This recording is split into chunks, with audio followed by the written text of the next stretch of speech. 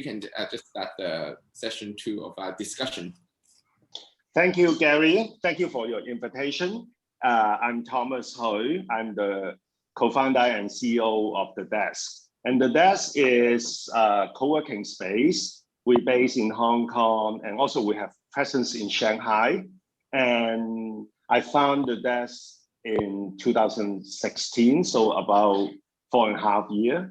So today's topic is about building community. So this is the topic I've spent 4.5 years and study. I still have no answer. Okay, and I expect I can learn from our discussion today. And so so happy to have 5 panel speakers with me: Yulia, Chris, Andrew, Santosh, and Benson. So most of them are new friends. I think I met Andrew before. Andrew, are you here? Yeah, right here.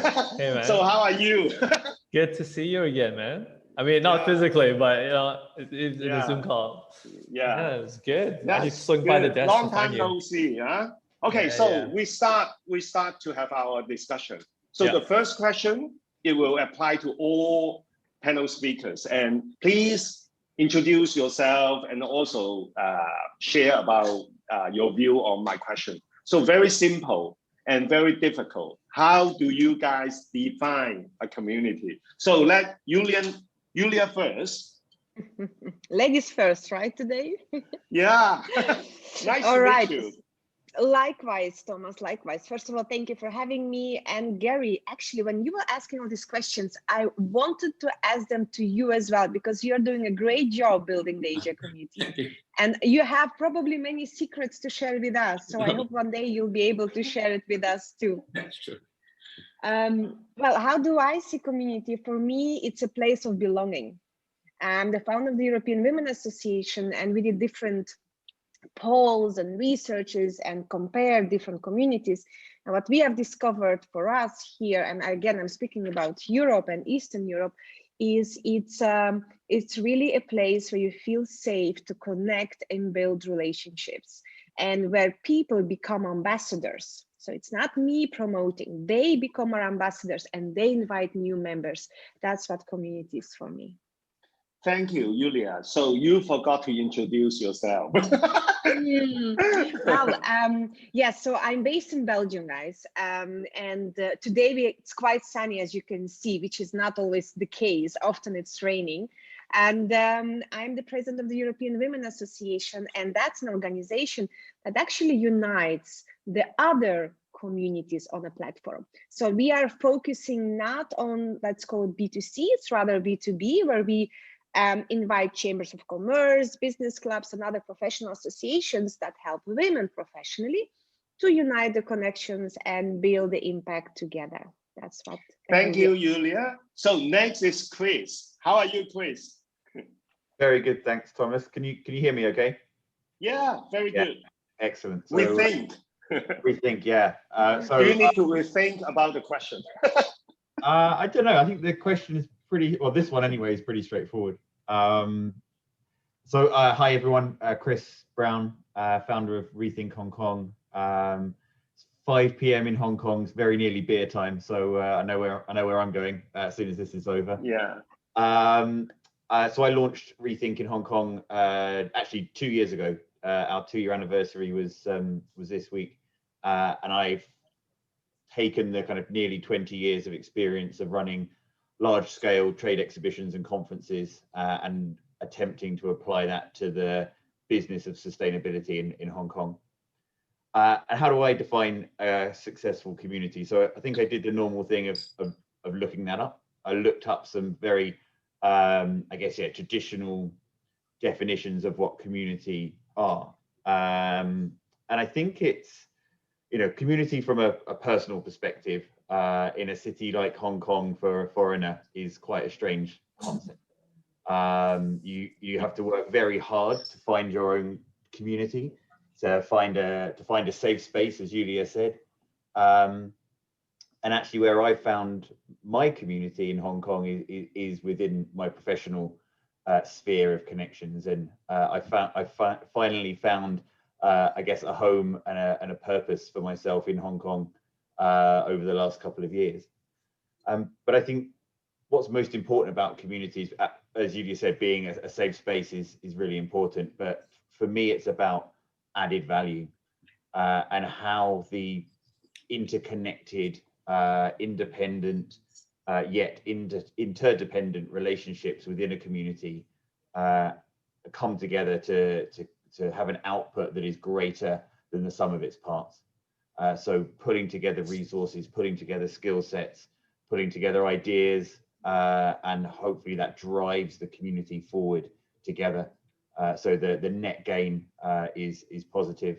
And you can apply that to your home life, you can apply that to your professional life, you can apply that across borders, across geographies, across industries. But I think effective community is about that. It's about value and collaboration, working together. Thank you, Chris. So Andrew, Hey, what's up? Can you introduce yourself and share your idea? Yeah, for sure. My name is Andrew, and I'm the founder of LimeHK, a local acceleration program here in Hong Kong. And we focus on a lot of our startup efforts on finding early stage startups and helping them pretty much point them in the right direction, connect them with the right people, and actually take them from 0 to 1, 1 to 2, 2 to 10, 10 to 100. So that's essentially helping them cope with the new surrounding here in Hong Kong and APAC. Obviously with COVID, it's another different dimension that we have to add in terms of disruption. But kind of touching on Thomas's question, how do we define a community? I would definitely think community is something to have a sense of belonging in terms of each and every individual that is within that specific community would feel that very proud to be in that specific niche. And obviously everyone has a common sort of vision. And what Chris kind of mentioned, I think it's more about finding resources that one person or one unit cannot do themselves. So, having that community to fall behind and kind of lean back on helps them kind of grow and take them to different heights or different collaboration opportunities as well. So I definitely think community is a very, very kind of special word. Everyone throws it around all the time, but having a real community is really intangible in a sense because you can't really put a valuation. Everyone knows the value of a community, but you actually can't put like a monetary value on it because it's just unpredictable, right? And that's kind of like the beauty of this community, right? This endless potential, this endless resources, this endless sort of collaboration that you can kind of work towards together. So yeah, that's kind of my take on how I see community. And just kind of quickly jumping back to the Accelerator program, why we're called Lime is because obviously you get rejected a lot of times as an entrepreneur. And in Cantonese, there's a saying about, which is actually getting rejected. So, that line is in a sense, the sort of piece of mouthpiece you always get rejected. It's just coming back. So how do you take that rejection? You can make it into a margarita, you can make it into another, something positive, right? So that's kind of like the community aspect as well. I think it's how do you take that rejection and kind of make it into something positive, right? And that's something how we should kind of approach with that kind of sort of mindset. Yeah, that's pretty much on my take. Thank you, Andrew. So how about Santosh? Hi, I hope I'm audible. You are from India. I'm from India. Thank you, Thomas, and thank you, Gary, for having me here once again. Well, before I start, let me put some liability on Gary. I was holidaying in Maldives till yesterday, and I'm here on the session right now back in India. And by the way, it was not a holiday, it was my honeymoon actually. So I had to rush back to India because of some work. And then you can understand, and when Gary in fact spoke to me for this session approximately a month back, I was thinking because I was supposed to come back to India on the 26th. I said I have to really cut it down to 25th. So that's it's not due on you, Gary. Okay, getting back to my introduction, my name is Santosh Sharma. I am a co-founder and CEO of Forbiz Aviation. It's a private jet business company in Delhi. We are 11 years old company. In the first week of March, we are launching our first technology app, which is going to be the first of its type for booking private jets, for getting to see the aircraft availability, helicopter availability across India on a real-time basis. That's my third baby. As I remember, Yulia was laughing last time when I said my fourth baby was born out of pandemic, that is Forbiz.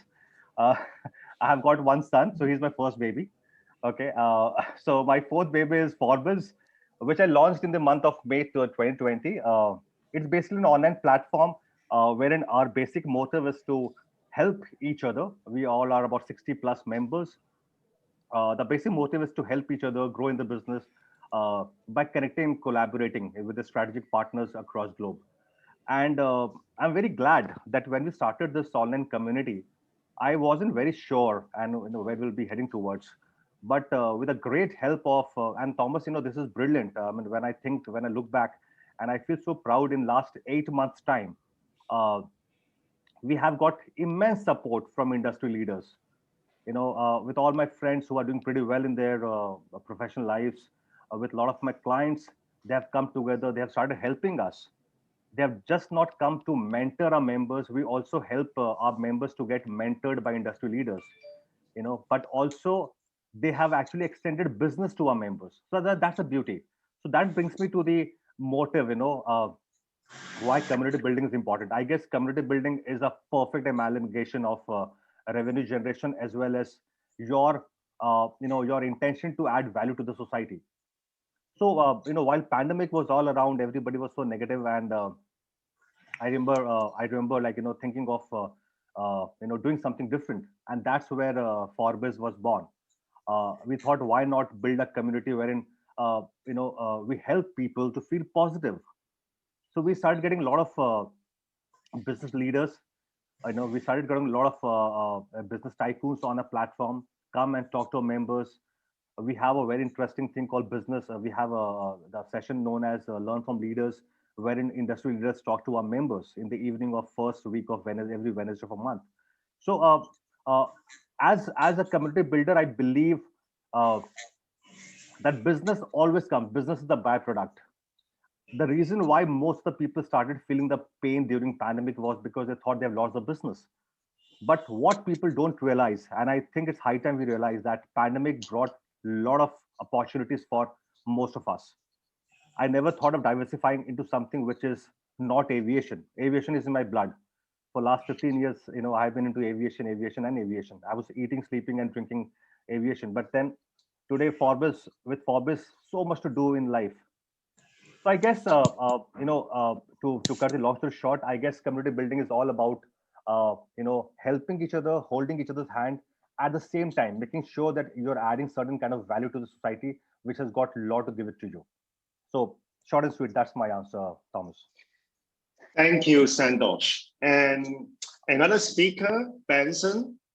I think because, of some accident, he needs to join us a bit later, right? So I leverage on his time slot. Maybe I share my definition of community.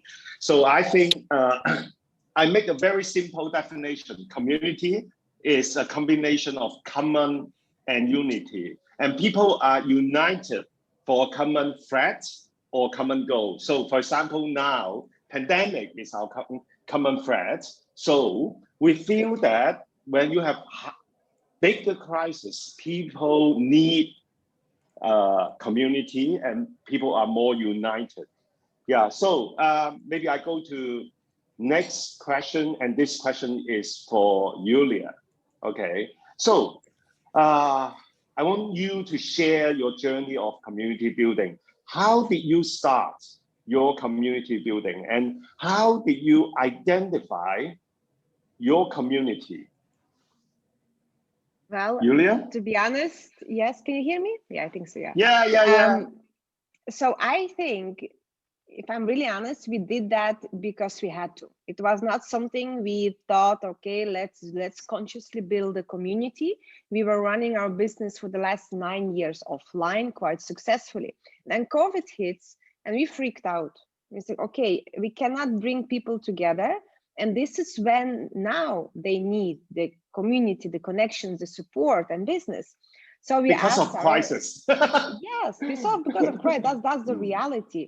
It was not our objective to reach, but then eventually when we asked our members, our followers online, especially on LinkedIn, an email like, how can we help? And they say, we need our networks. We need networks to reach out that we feel that we trust, networks we trust, not just go on Google or LinkedIn and start doing business together. And I'm speaking here about professional women. So with men, it's a bit easier. They're much more logical. They see an opportunity. If numbers match, let's do it.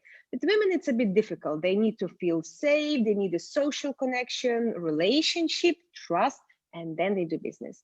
So that's why, okay, we said, let's technically figure out how to do so. Then we realized we need to think bigger.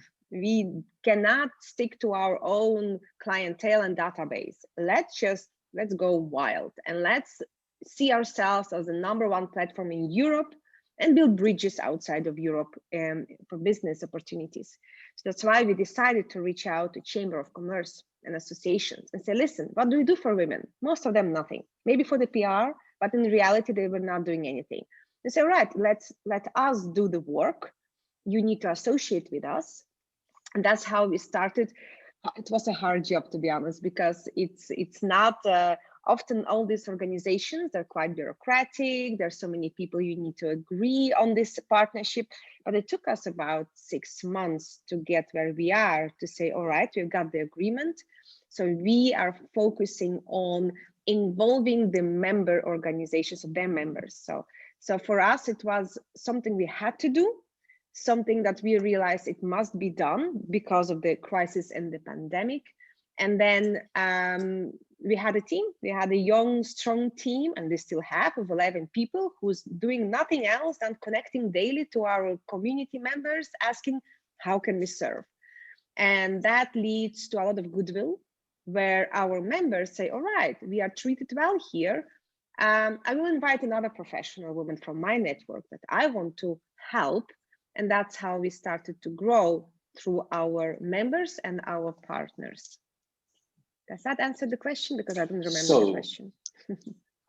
So Yulia, your journey is quite natural, right? Naturally because of the crisis. So how about you, Andrew? Can you share your journey, Andrew? Yeah, my journey is a little bit different in the sense I started our own creative agency, a marketing agency actually, and helping a lot of our clients, which were all SME and startups. So that being said, because we're so deeply engaged working with entrepreneurs, founders on their marketing campaigns, eventually they kept asking us, hey, Andrew, can you help us with hiring a new guy? Can you help us with finding investors? Can you help us with just getting all these legal contracts sorted? I mean, obviously, I don't know all the answers to that question. So I'll be like, oh, hey, maybe we should start building a community and just kind of leverage off that community and then just kind of see where everyone can help each other in the startup scene. And that's kind of eventually how the whole Lime community just started forming together, was because there's so much help and resources that everyone needs to kind of work on and bounce off each other. And our kind of journey was just kind of on the back of helping each other. And is there any resources that we can kind of share? The same concept with the community, right? Anything that you can kind of best practice that you can do. And that's pretty much how we kind of started off our community, was just because there was so much knowledge, to be shared around. And we wanted everyone to have that kind of access. So that's pretty much in terms of access, how we kind of started our own Lime community. And I think it is a really good way for people to kind of meet people as well, right? It opens a lot more doors for us as well. So it's something that's very, I guess, counterintuitive, but it's more of once you start meeting people, things start opening up. There's a lot more business opportunities, there's a lot more resources, and then you start kind of getting new ideas coming in, and then that's kind of how everything takes off. So our journey is definitely very from a need, so basically a marketing need, from an entrepreneurial kind of standpoint. So your journey is also very natural, very driven natural. by demand, right? Yeah, definitely. Yeah. Thank you, Andrew. So next question, I want to go back to Santosh. Hello, Santosh. Yeah, I'm there. Yeah, so aviation, huh? So I want to ask you not about aviation. Why you think community building is so important? And do you have any tips for us how to create a successful community? Well, to start off with, Thomas, I personally believe that whether it was pre-COVID or post-COVID, I must say this because this is very important. Uh, Building a community doesn't take a lot of calculation. It's a very simple, work. The more you love to meet people, the more you love to interact with them. Because I'm from a very middle class family in India. Where I'm the first person in my family to do a business. So it was that I would say challenging for me to know the bits of business. But then I realized one thing: the more you meet people, the more you learn from them. You know, uh, that's the most easiest thing you can do, and that's the most cheapest way of learning things, and it comes free of cost. Now, why it is important to to create a community around you and be a part of it is, first of all, it gives you hell of a trust, because you can only build a community around you, or people will only when people trust you, right? They will trust you, they'll come with you, they'll walk with you. Number one. Number two, which is even more important, is community gives you a lot of ideas. You have got one head, you have got you are one person, you can have a certain number of ideas with you. But when you start interacting with people from various community, from various industry, from various businesses, you get to learn so many things about them, about new business, about business opportunities. What Andrew was saying was right. It opens hell of n number of doors for you to do a new business, right? As I said earlier, that for me, aviation was the only thing I understood. But now I understand a lot of business. I understand digital marketing. I understand filmmaking. I understand hyper local. I understand interior designing, because I have my members from various industry. Uh, Number three, community also helps you to connect and collaborate with your strategic partners. I'll give a very small example. When I was going for a tour, I went to a member who is brilliant in making plans. So I said, listen, I'm going out to Maldives and I want a wonderful package from your side. And she gave me one wonderful experience for the 7 days, because this is how you collect and collaborate, and this is how you trust your people. Uh, Last but not the least, as my dear friend Yulia said it rightly, it also helps you build a family around it. Now that you have got a community around you, it gives you a kind of a sense of security. What Chris said right now, that he found a home in Hong Kong, it's very important that you feel at home with community around you. These are the importance. But if you ask me what are the tips and tricks, I would say, hello, I hope I'm audible. Hi. Okay. Yeah. I can hear you. Yeah. Okay.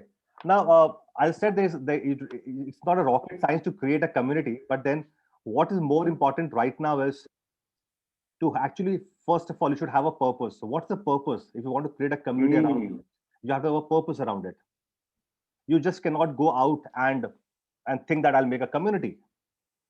So my purpose, if you ask me personally, my purpose is to actually help small and medium entrepreneurs from various parts of India to grow their businesses. I want to take it globally tomorrow. But yes, we are taking baby steps. We don't want to fumble at the first level, right? Yeah. Number two, even in my community that I've built up, I have created two teams. One is a core team, which strategize, which plans things, which works for growth. There's another team. They are known as executive team.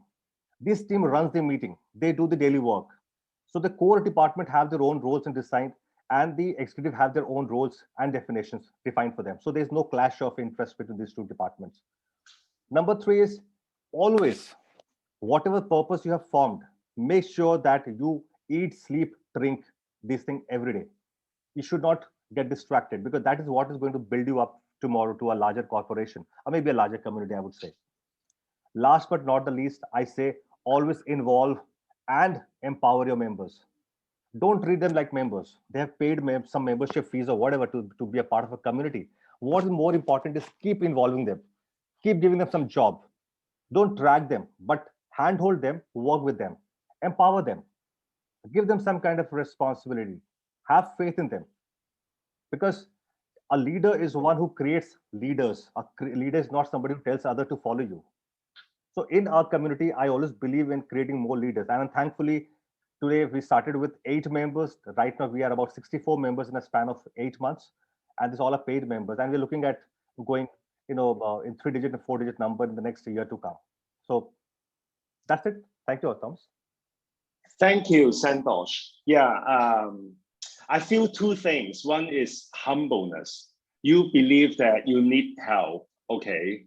And so you think that you are happy to connect with people and then achieve something together. And second thing I think is very important is trust, right? So you are willing to trust people instead of just treating all as your competitors or enemies, right? So right. Thank you, Santosh. So how about you, Chris? Can you share why you think community building is important and any tips for us? So I guess the foundation of my business is to act as a platform to unite different stakeholder groups, to bring different community stakeholders together in Hong Kong to drive the conversation around sustainable development, both from an environmental perspective and a societal perspective.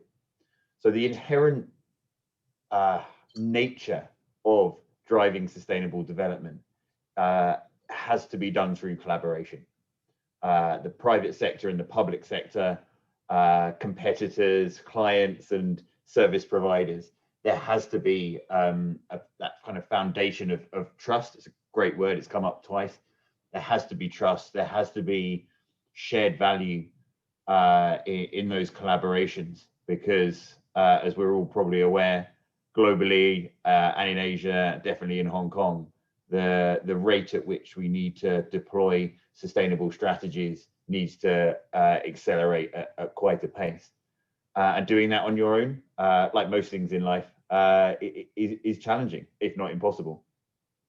And so it's kind of serendipitous that the business model that I've designed is founded on collaborations, and what we're trying to do is to promote collaboration. So it's kind of like a bit of a multiplier effect, that when we bring stakeholders together, we add value, we create partnerships, we help each other out, we trust each other, we invest in each other. The net result of that is advocating even more collaborations, and hopefully we set as my business and the partnerships that we are forming, we're setting good examples of how businesses can be run in a different way, how they can approach their responsibilities to the environment and to society, and hopefully we can present a different business model of how organizations can adapt and adopt, and hopefully the next 10, 20, 30 years we get to see a city, a population, a region, a continent, and hopefully a planet that's in a better place than it is at the moment. So without collaboration, none of that will happen. So it isn't a nice to have, it's an absolute must have. And then from a very personal perspective, sort of bring it a bit closer to home, we had a very, as everyone did, had a very challenging 2020. I'm sure anyone, I know Karina's gone now, but as she said earlier, running live events, face-to-face events in 2020, nearly impossible. We actually were able to run our event in Hong Kong at the end of October. We found a window to be able to run our ReThink 2020. and the power of those connections are almost incalculable, and kind of tracking the impact and the dialogue and the collaborations that have come out of that event in October last year. You know, we're trying as much as we can to keep track of that. You know, we want to know, certainly from a self-satisfaction perspective, but also from a growth and a potential, future potential, promotions and PR. We want to make sure that the connections we're helping to forge, the conversations that we are hosting as that platform, are actually making a difference, and they're helping organizations in Hong Kong to, I guess, to transform. You know, we've gone through the age of digital transformation, and we are now fully in the age of sustainable transformation. So helping those organizations to realize that sustainability isn't a tax, it's an opportunity. And I think we all know that business owners and operators in Hong Kong quite like opportunity. So I hope that we're able to kind of be that kind of platform that allows organizations to really understand how to navigate, developing a sustainable strategy, how they need to engage with all their different stakeholder groups, whether that's internally or externally. And if you think about industries like the fashion industry, huge value chain, multiple stakeholders across multiple territories, working in different languages with different cultures, and how do you start to drive a shared value conversation, from a factory in Bangladesh to a high street fashion shop in Paris, and all the different connections in between. So unless those stakeholders have that kind of shared vision, shared value, and you're having that kind of collaboration and developing community stakeholders, that is the way to get things done quickly. So I hope that answers the question. Thank you, Chris. Yeah, there we go. Anything else? Does that answer it? Thank you, Chris. In your case, community is your must, your core instead of a plus, right? Absolutely, yeah. Well, good summary. Thanks. Yeah. So next question, I want to go back to my friend Andrew. What have you done to enlarge and build the loyalty of your community members, and what challenges have you ever encountered, and anything you learned from these challenges? Yeah, well, good question. I mean, that's a lot of questions, but I think what are the things that we actually encounter with the community building aspect? The most important thing I definitely feel is a sense of belonging. Firstly, belonging is very important, having that sense of belonging. Secondly, I definitely think another point that we can actually touch on is kind of being able to lean on each other. I kind of mentioned that earlier. And in terms of the resources, like being responsive in a community is very critical. Like I think Karina mentioned it in session 1 about being on all the social media platforms and just being there. And for us, besides being there, is also kind of taking that one step further, is just kind of be responsive. And even if you might not know the answer, if someone who might know the answer, you can kind of just point him in the right direction. I think that would be great help. The point of kind of like going into a community is more of just kind of like looking for help. And if you can find help within a community, you've saved that person a ton of time, ton of resources, ton of like kind of mishappenings along the way. And that's really, in a sense, like what's all about, right? Thomas, you mentioned like trust is very important. Might not be the perfect solution, might not be the perfect answer, but at least you're going into the right direction. So I think definitely that's one very important element of the community building process. And some of the challenges, I would probably say, again, I think being able to network, back in 2019, with 2020, COVID hitting, that interpersonal kind of relationship, just kind of being there physically, that connection that you have with that person, just looking at him, I think that's very important. With all these conferences going online, with all these different summits going online, I feel like if there's something missing with the community aspect, you don't still get that like reaction. I mean, that's my personal perspective as well. I mean, that definitely can still make great connections online, you know, halfway across the world. But definitely, I think just kind of physically being there still, it's just, you can't really beat that in the sense that you kind of get the reaction, you kind of get their gut feeling, you kind of get like their first impression sort of thing. And it tells a lot, right? So challenges would be kind of just being there physically, just to kind of make more meaningful and more impactful sort of connections. But not to say that these Zoom calls or like, you know, online meetings aren't impactful as well. It's just more from my perspective. I think just being there, it just takes a lot more value out of it. That's why, you know, we miss all the days of like the happy hours, the drinking, you know, just all that stuff is, you know, we miss that. But at the same time, you know, for precautionary efforts, you know, that's what's there is there. Yeah. So I mean, just to kind of sum up, challenges is just trying to have that human interaction again. But you know, it doesn't stop us from building the community as well. So, and I think that goes along with a lot of different startups as well. Like a lot of companies, a lot of startups that we encounter, they need to build that relationship as well. And you know, having that face-to-face kind of experience is, you know, second to none. And that's something that you know, a lot of our startups as well are kind of going through. Just kind of learning and pivoting through this COVID phase. Thank you, Andrew. So hopefully we can resume to our physical event. Yeah, definitely, Yeah. definitely. Oh, I'm so happy. Benson is back. Okay, so Benson, can you also share your view? And before that, introduce yourself. Sure. Thank you so much, Thomas. And thanks for sharing previously, Andrew. Good points you made there. My name is Benson. So I run a community called Hong Kong Startup Support Group here in Hong Kong. I'm a founder of an IT services company.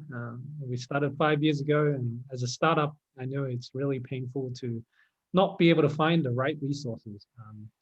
And that's also why I was very happy to be part of the committee of Hong Kong Startup and really try to figure out ways to bring grassroots levels, sort of resources and understanding to people on a community level, right? Previously, I also ran a car community. This is a sidetrack, but I ran a car community sub-page on the Facebook.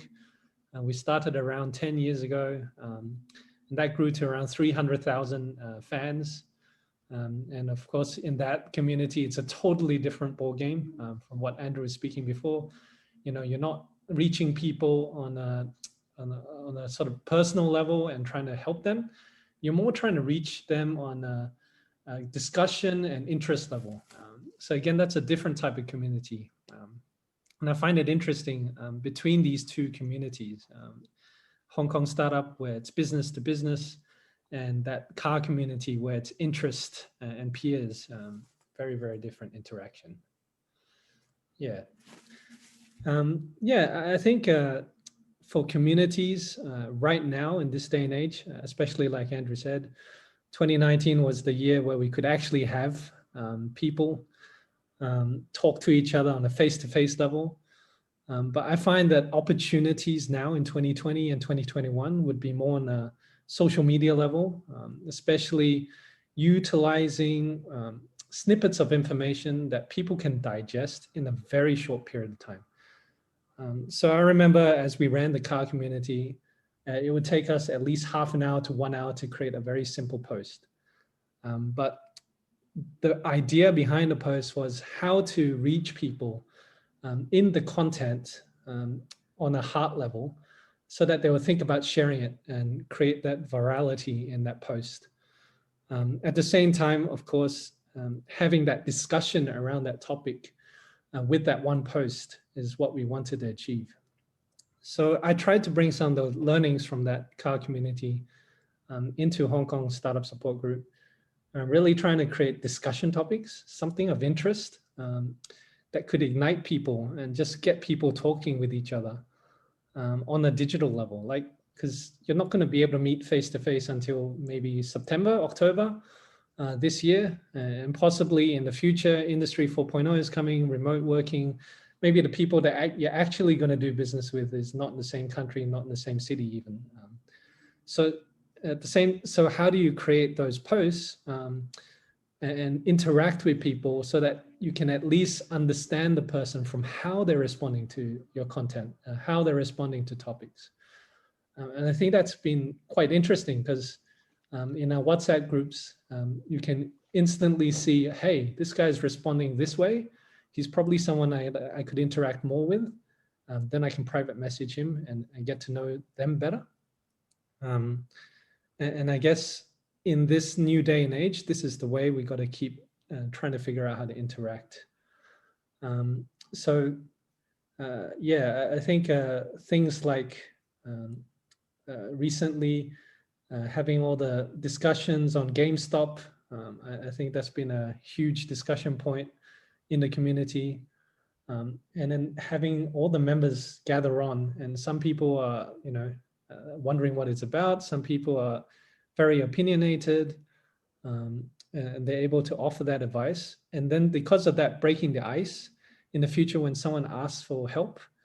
So it's easier for them to ask for help because they're no longer concerned about what other people are thinking, because the other people in the community, they feel that they know more about, they feel that the ice has been broken. And I guess in our world of building networks, and that's what we're about. We're trying to build those connections and relationships. And how do we do that in a virtual environment is the key. So I think that lesson I learned from the car community I brought here, and that interest topics have broken the ice. And now I feel people can ask any sort of question in a group. They're not afraid. They'll ask about what's the best bank to open a bank account? How should I start a company? Very questions that normally people might be afraid to ask because they think, hey, there's so many other entrepreneurs in this group. What can I do? Should I be asking this sort of question? But we take ego out of it by creating interest topics. And I guess, we should keep doing that. On another level, I think, with current travel restrictions and so on, webinars are great, but the topic behind webinars and the sort of discussion that you can have after a webinar, I think that's what we've been missing. Usually we just have a webinar, so at 6 p.m. this webinar is going to end. And then what? What's the community going to do? Are they going to keep discussing about this webinar, or are they just going to switch off and forget about it? And I think having continued discussions after the webinar is also key. It's about continuing the discussion topic, reminding, prompting people on what they thought interesting, or asking them, hey, what did you learn? And then keep reminding them of that so that they can keep discussing further and further and more. And I think it's like with anything right now. You read a book, or you can read an article, or you can watch a 10-second clip. The depth of conversation is very different, right? What you actually learn and pick up from it is very different. So yeah, in the community sense, if we're just doing a webinar and then throwing it aside, it's the same thing. You won't pick up anything from it. But if you discuss amongst yourselves, you not only pick up more about the topic, but you pick up more about the community members and how they think and how they feel. And more importantly, what knowledge they carry, right? And that's the strength of a community, the combined power of the brains in the community, right? So yeah, I think that's the second thing, having more in-depth discussions. But yeah, I thought I'll share that for now. Thank you, Benson. Thank you. So in fact, the next questions, I want to go to Chris. Hello, Chris. Hi. You're here? Yeah, already. Yeah, so we mentioned about we struggled a bit last year till now because we cannot have physical gathering. So we all believe that there are different roles of human and technology, so physical and virtual, on facilitating our community building. So how do you position the role of human and tech? I like Benson's point earlier, Andrew's point earlier about the true value of the in-person connection. And I think that last year made us realize truly how valuable those connections are. And I think that we will all be a lot more perhaps selective moving forward about how we position ourselves and how we use our time and resources. And I think that I find myself in a funny position, because my business and my background is about bringing people together face to face, skin to skin, putting products and innovation in front of people so they can pick it up, test it, taste it, whatever they need to do to get under the skin of the purpose of that product. However, and I think if we were having this call maybe 18 months ago, I think my answer would have been different. I have come to truly understand and value how the digital connectors and the digital platforms can support and supplement human face-to-face, skin-to-skin interaction. And I think that is going to be a good thing for businesses like mine that are traditionally are face-to-face. For example, you can run an in-person conference, but on a screen beam in someone from the other side of the planet. Like 2 years ago ish, live event organizers weren't doing that. It was an alien thing to do. But now everyone's so familiar with it, they're comfortable with it, and it is in no way detracts from that experience. It emphasizes it, it supports it, it makes it more dynamic. But at the end of the day, where the true connector comes, where the true value comes from relationship building, is being able to look that person in the eye, is to be able to truly understand their motivations, their feedback, and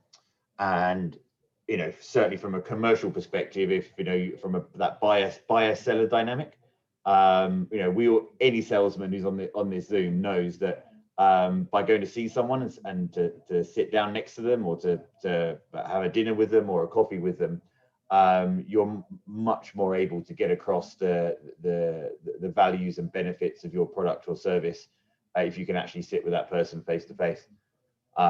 So in summary, face to face isn't going to go away, but I think there are now significant advantages, and the technology has obviously come on so much in the last 9 months. My grandmother's on Zoom. Would she have been on Zoom without having gone through the pandemic? Probably not. So I think the benefits come in many ways, and certainly from our business, we'll be using this new kind of dynamic way of connecting with people to our advantage. But fundamentally, we want to bring people together. We want them to shake hands. We want them to look each other in the eye. We want them to do business. We want them to form collaborations, and we want them to make a difference. Thank you, Chris. So I'm sure that Yulia, you have something to share, right, about this question? Please remind the question. Yeah, the question is, how do you position the role of human and technology to facilitate your community building? Well, that's actually, in the past, I would go, let's go human to human. But then I learned that we don't have to go human to human. I mean, physically now, but we can actually build relationships online, surprisingly. So now I'm questioning, is it that important to sit and drink a coffee physically? I understand the value of it, but is it that efficient? And I'm trying to figure out now, by measuring the connections I personally make and how they work and how productive they are. And I in my case, again, I've seen and built beautiful relationships in the last 9 months only on Zoom. People became friends. I trust them, and it's very strange feeling because I'm a human. I'm a huggy person. So suddenly I'm not seeing, I'm not hugging, but I trust people. So I think I would love to evolve towards that community that Benson was speaking, where we would unite 300,000 women, professional women, that platform, then somehow use the artificial intelligence to tailor-made the content maybe for them. And once a year, I would do a beautiful party conference where we finally can solidify that connection. If you want, again, it's not obliged. So I even found a location in the islands in Greece. I already spoke to people. I said, listen, once we can meet together, all the community is invited. You have amazing speakers, good content, physical networking, but then we go back to our safe digital environment and continue and scale. I think it's about scalability, and we cannot scale if we keep on speaking about sitting together and talking. I think I, for example, decided I will still continue and meet people, but I will have around maybe 100 people in my network that I would invest my time and travel and money to do so. But with the 90% of my community, it's okay and it's good enough to be online because it's about serving, and I think you can serve better if you do it faster through digitalization. That's a very personal opinion again, from my own experience in the last year. So I'm experimenting. That's why I had a few questions for Benson as well on his how he's practically doing it, because I think I can learn from Benson for sure. We haven't met before, but again from Gary, he's hiding behind the camera, but he's a great guy and building the community like he did. So yeah, curious. I'm listening and I'm making notes, by the way, guys, of everything you're saying. Good, thank you, Yulia. Because we only have about 5 minutes, we need to end our conversation. So last question, I will ask every speaker to share one sentence on your advice to the community builders. So I'll give to Benson first. One sentence. Sure. Be where the people are. By that, I mean WhatsApp, Facebook, Signal. This is where your people are. And trying to use external tools doesn't work. So be where your people are. Thank you, Benson. Santosh? Yeah, my sincere advice would be just extension of what Benson said. Be where people are, but at the same time, don't be a desperate networker. I see a lot of people being very desperate online. They send you messages and stuff like that, and the next time you accept their invitation, the next time they ask for a job from you. Sometimes I get crazy what this is all about. But at the same time, I believe in one thing. Last but not the least, I firmly believe, this is my personal opinion, I believe in maintaining a very transparent and happy relationship with my community people, be it a vendor, be it my partners, be it my investors. If I'm not happy, if I'm not transparent with them, I just come out of the relationship immediately. So be where people are, rightly said Benson, but at the same time maintain very happy and transparent relationship with your people around. Thank you so much, Thomas. Andrew? You're mute. Andrew? Okay, maybe Yulia. You're on mute, Andrew. My advice would be collaborate and create ecosystems from different networks. That's my next strategic step. Andrew, go back to you. Yeah, sorry, I forgot to unmute. My one-liner probably would be just being genuine and really having empathy for others as well. Like, I mean, if from a perspective you're asking for a request, you think of it from your perspective, but also think of it from other people's perspective as well. It's everyone's time, everyone's putting in resources voluntarily. So I definitely think be genuine and have empathy and look at it from different perspectives. That at the end of the day, just be really responsive and be humble. Chris?